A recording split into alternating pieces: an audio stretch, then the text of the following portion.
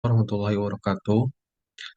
Saya Muhammad Lutfi Aulia dari kelompok 6, izin mempresentasikan evaluasi dan dampak teknologi. Pengertian evaluasi dan dampak teknologi. Evaluasi adalah proses menentukan nilai-nilai untuk suatu hal atau objek yang berdasarkan pada acuan-acuan tertentu untuk menentukan tujuan tertentu. Dalam perusahaan, evaluasi dapat diartikan sebagai proses pengukuran akan efektivitas strategi yang digunakan dalam upaya mencapai tujuan perusahaan. Data yang diperoleh dari hasil pengukuran tersebut akan digunakan sebagai analisis situasi program berikutnya. Fungsi evaluasi dan dampak teknologi menangkap fungsi teknologi informasi adalah mengoptimalisasikan catatan rinci dari aktivitas untuk aktivitas misalnya menerima inputan dari keyboard, scanner, dan lainnya. Yang kedua ada processing, mengolah atau memproses data masukan yang diterima untuk menjadi informasi. Pengolahan atau pemrosesan data dapat berupa mengkonversi, mengubah data ke bentuk lain, menganalisis, menghitung, me- mensintesis penggabungan segala bentuk data dan informasi, menghasilkan data processing, memproses dan mengolah data menjadi informasi.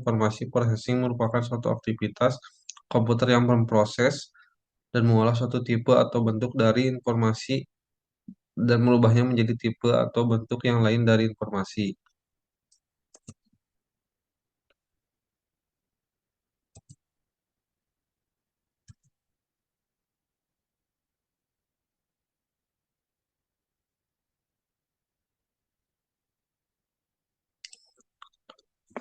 Tujuan evaluasi dan dampak teknologi yaitu memecahkan masalah.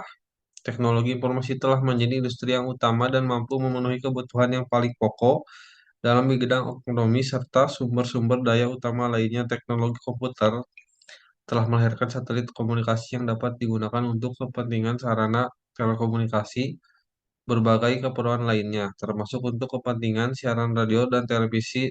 Di samping itu telah muncul berbagai macam sistem penyaluran informasi dengan memanfaatkan saluran pesawat, telepon, dan teknologi komputer yang menghasilkan video teks sehingga memungkinkan pemilik pesawat telepon dapat memperoleh ribuan informasi langsung kapan dan dimanapun ia berada.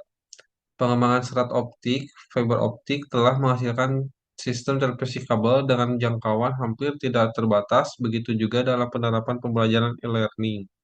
Di sekolah, semua menerima dan memberikan digunakan juga melalui e-kominkan, pembelajaran e-learning, selebih teknologi elektronika berkembang sangat pesat, menyebabkan dapat produksinya bermacam-macam peralatan komunikasi yang relatif murah dengan ukuran kecil, yang dapat memanfaatkan dengan mudah oleh masyarakat umum seperti komputer, radio, pemutar musik, TV,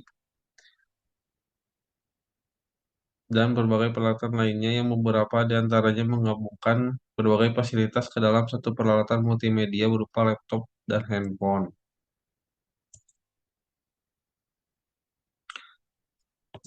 Di sini ada studi kasus pada dampak teknologi. Kasus-kasus cybercrime sering dengan perkembangan teknologi, internet, menyebabkan kemunculannya kejahatan yang disebut dengan cybercrime atau kejahatan melalui jaringan internet. Munculnya beberapa kasus cybercrime di Indonesia seperti pencurian kartu kredit, hacking beberapa situs, menyadap transmisi data orang lain, misalnya email, dan memanipulasi data dengan cara menyiapkan perintah yang tidak dikehendaki ke dalam programmer komputer.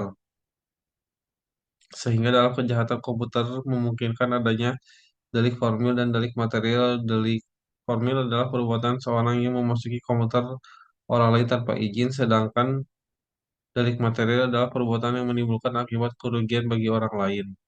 Adanya cybercrime ini telah menjadi ancaman stabilitas sehingga pemerintah sulit mengimbangi teknik kejahatan yang dilakukan dengan teknologi komputer, khususnya jaringan internet dan intranet.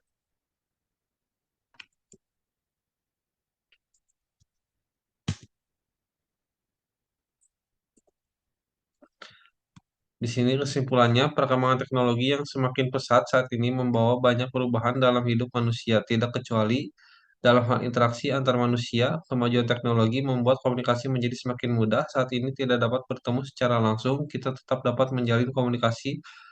Adanya fasilitas-fasilitas untuk komunikasi seperti media sosial dan instant messenger yang bisa digunakan untuk chatting membuat smartphone banyak diminati oleh kaum muda, khususnya remaja. Apalagi saat ini sudah banyak aplikasi untuk berkomunikasi yang bisa diunduh secara gratis dengan fasilitas yang lebih lengkap seperti mengirim foto dan pesan suara.